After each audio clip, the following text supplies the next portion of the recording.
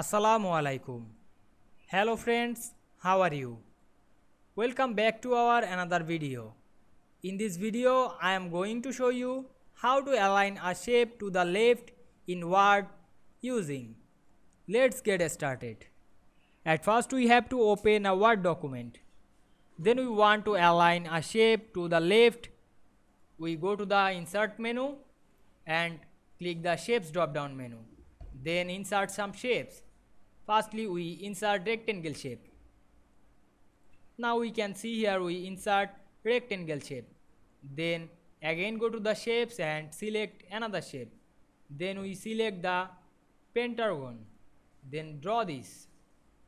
Now we select multiple shapes. Now we change the second shape color. Click the second shape and go to the format menu. Then click shape fill.